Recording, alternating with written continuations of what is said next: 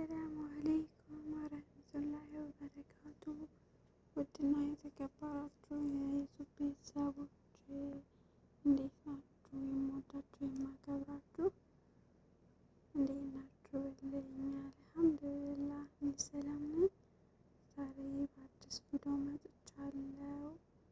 እንዲሁ በገንፎ ማለት ነው። ገንፎ አገንፍቼ በስራ ቦታ እስኪ ለምን አላሳያቸውም? አንዳንድ ጊዜ እኮ ያስፈልጋል። በተለይ በርበሬ ያለን ልጆች ማለት ነው። ወላሂ የምግብ እንጀራም መጋገር፣ ገንፎ ማገንፋት፣ ያገነፋ መብላት መቀየር እንችላለን ማለት ነው። ማለት በርበሬ ጥሩ ነው። እንግዲህ ሀብለን ወደዚህ ስንመጣ እኛ ሀበሾች ማለት ነው የጠበቀን በርበሬ ነው። ሳ ማለት በበርበሬ ነው ያደግነው፣ የተለመደ ነው በእኛ። ምንም እንኳን ቢፋጅ እንጃ በርበሬ ያለበት ነገር ደስ ይለኛል። አለኩል ሀይል አሰራሩ ቀላል ነው አይደለም። ገንፎ እንጀራ መጋገር ይቻላል ስራ ቦታ ሆኖ። እኔ እስካሁን በጣም ይከብድ ይመስለኝ ነበረ ማለት ነው። እና እንጀራ ለመጋገር እና ገንፎ ለማገንፋት የሚያስፈልገን 2-3 ነገሮች አሉ። ቀላል ነው ግን ሀቂቀትን ማለት ነው። እንጀራ በቅርቡ ማሳያችሁ ሆነ። ዛሬ ግን ገንፎ ነው የማሳያችሁ ማለት ነው። አለኩላሃል እዚህ ጋር የምታዩት በርበሬ ነው። በርበሬ ያው አንዳንድ ጊዜ በርበሬ አሻው ጨው አይኖረውም። ጨው ጨምረን በዘይት ዘይቱን ማለት ነው። በዘይት ዘይቱን ነው ያሸሁት። ዘይት ዘይቱን እንደተለመደው እንደሚታወቀው መድኃኒት ነው፣ ችግር አያመጣም።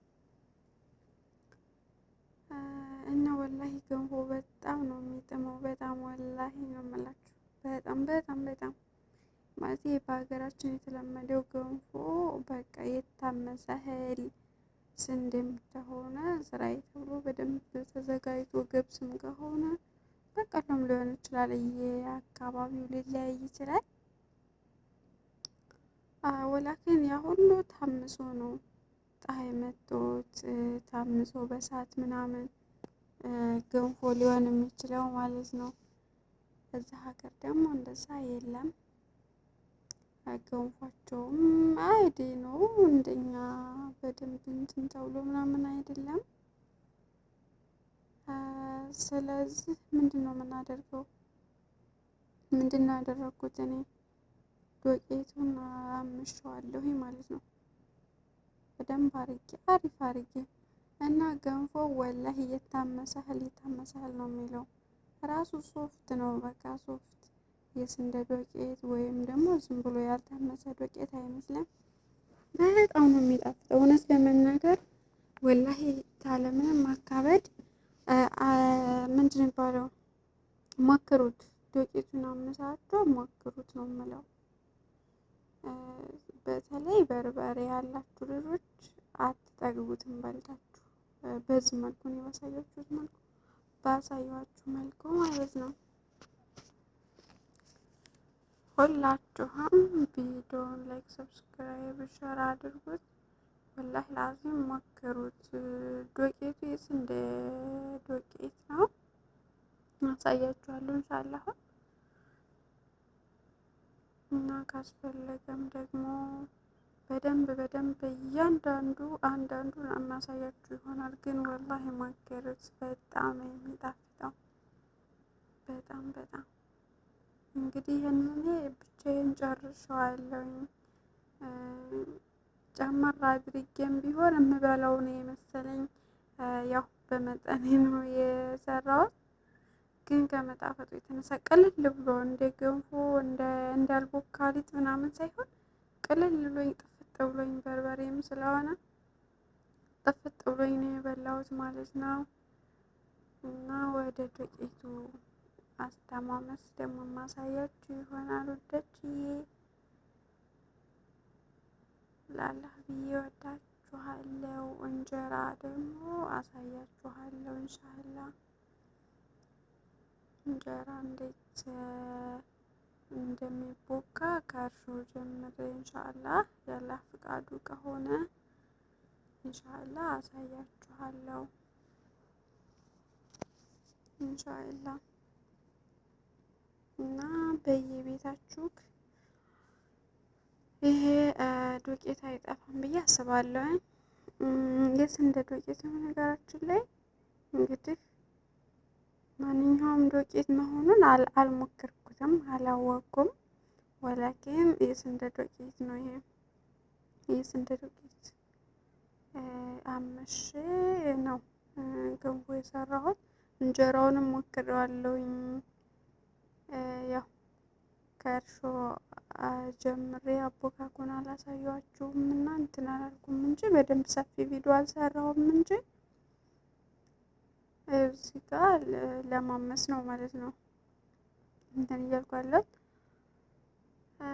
እና ምንድነው እንጀራ አገጋገር ከእርሾ ጀምሬ ሳቦካ ምናምን አላሳየኋችሁም። ወላኪን አጭር ቪዲዮ እንትን ብያለሁ። ወላሂ ቀላል ነው። እንጀራ መጋገር በጣም የሚከብድ መስለኝ ነበረ። በጣም እንጀራ ለመጋገር የሚያስፈልጉን 2-3 ነገሮች አሉ፣ ዋና ዋና የተባሉ። እነሱ ካሉ እንጀራ መጋገር እንችላለን።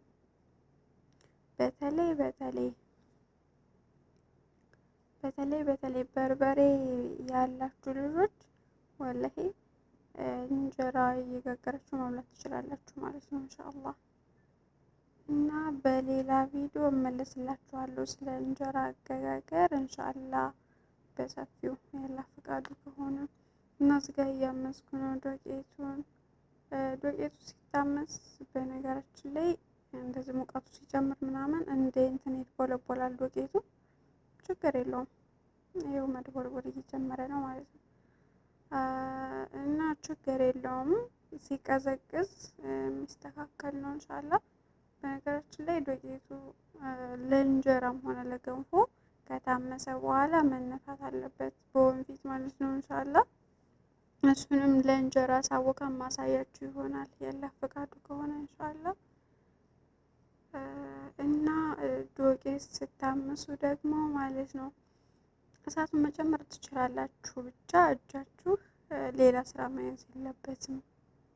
እዚሁ ነው ማማሰል በደንብ መቻል አለባችሁ።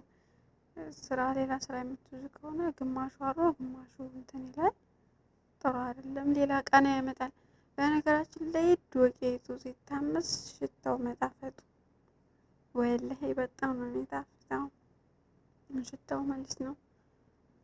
እና ወዶችዬ በቃ በዚህ መልኩ እሺ እየተቃረብኩኝ ነው። ይኸው መልኩም ተቀየር ብሏል። እጅ እዛው ላይ ከሆነ አያርም፣ መልኩ ብቻ ቀየር ይላል። በደንብ መታመሱ ከሽታውም ከሁሉም ይለየኛል ማለት ነው ኢንሻአላህ። እና ይሄ ሁሉ የሚሆነው ያው በስራ ቦታ ነውና ረስተን እሳቱን እንኳን አጥፍተን በዛው ባለበት አይደለም እሳቱን አጥፍተን ማስቀመጥ ያለብን። እሳቱን አጥፋውት እሳቱን ካጠፋን በኋላ ከዛኛው እንትን ላይ ነው ማስቀመጥ ያለብን፣ ፋቅ አድርገን ማለት ነው። እዛው ቦታ ላይ ካስቀመጥነው የዛው የእንትኑ የምድጃው ሙቀት እንዲያር ያረግብናል ማለት ነው። እንዳያርብን ቦታውን መቀየር አለብን። ምን ይመስላል? ሞክሩት። እንዲህ ሙያ አለኝ ወይ ለኬ ነው የሚያስብለው ሀቂቀትን ማለት ነው። እና እንደዛ አድርጋችሁ እንጀራ የናፈቃችሁ፣ ገንፎ የናፈቃችሁ ዱቄታችሁን ምስ እያደረጋችሁ በደንብ እና በደንብ እንጀራ መጋገርና ገንፎ አገንፍቶ መብላት። ከእኑ በቃ የእኛን ሀገር ገንፎ ከእኑ የሀገራችንን ገንፎ ነው የሚመስለው ማለት ነው።